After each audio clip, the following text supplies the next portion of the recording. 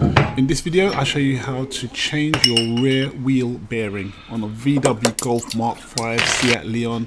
They're all the same. Watch the video.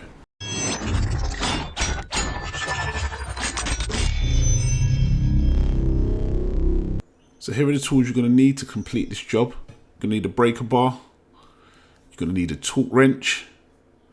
You're going to need brake rewind tool, 30mm spanner, 15mm spanner, slim profile so we can get between the gap, 17mm socket, M18 spline tool, and it'd be a good idea to have some brake clean.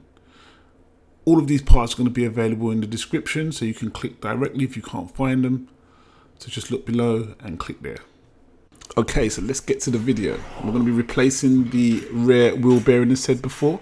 I'm going to start with a simple step of just jacking up the car without jacking up the car. Remove your lug nuts. Now this is going to need the 17mm socket. Remember to have your locking wheel nut. Secure with an axle stand, somewhere secure on the body, somewhere on the axle, chassis. And it's just about removing the brake caliper.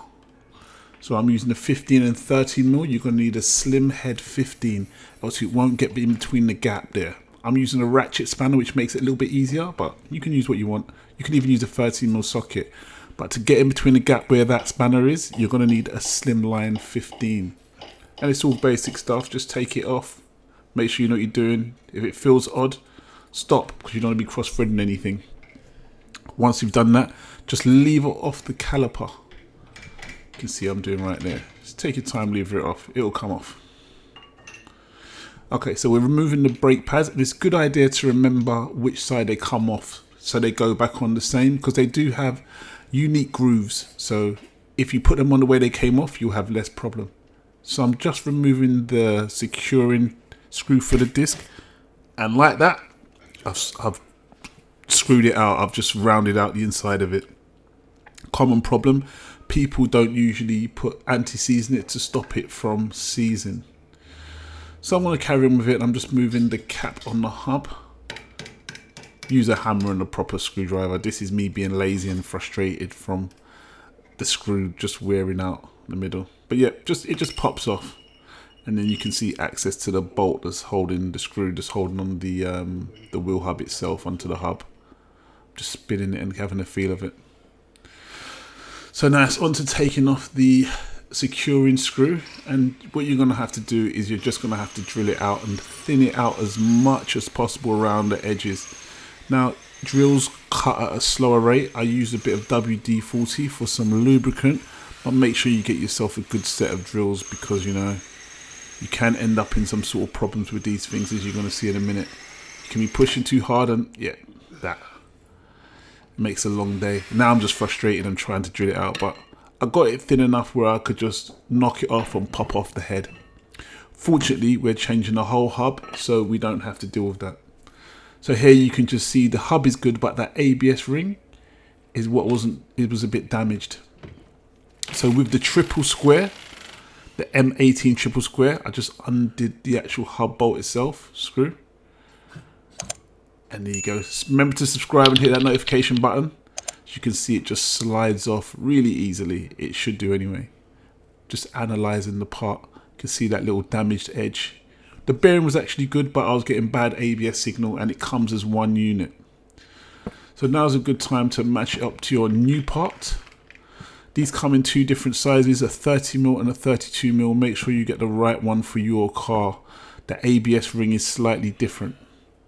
But yeah, that brand new part, there's nothing nicer than new parts when you get new parts. Look at that. Oh mate, that looks excellent. So now I just like to always clean up these areas, because I don't want anything getting back into the new parts that we're putting on. So, you know, and for the time it takes, 5 minutes, it just makes me feel a better peace of mind really. So I just cleaned it up. Any loose debris, clean up around the sensor without trying to damage it, because we want that to have a good signal. And I just wiped around the actual stub axle itself, just to make sure there was nothing on it, no debris. Here I'm adding a bit of high temperature grease here. Now all this does really, in my mind, is just to stop corrosion building up back there It's just a peace of mind and help it to slip on a little bit easier later on. You can see the way I'm rubbing it. I'm a professional.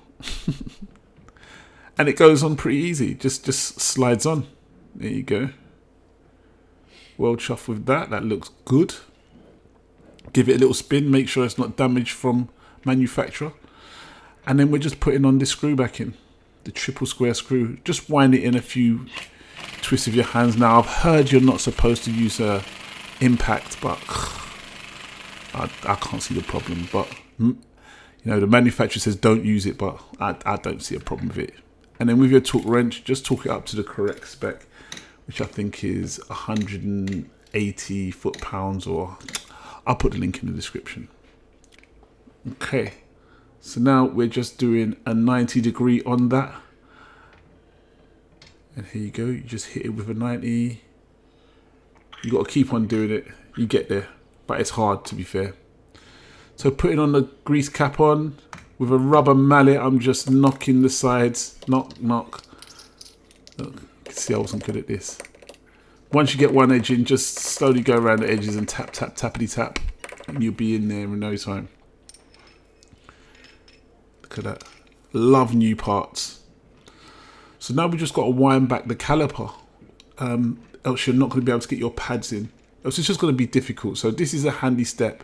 You could use monkey wrenches to turn it back, but just get yourself one of these. It makes this money back in no time. So this is quite stiff, and I didn't want to twist the boot that's around the piston itself. So I went backwards and forwards, making sure to loosen it and it didn't get too twisted up.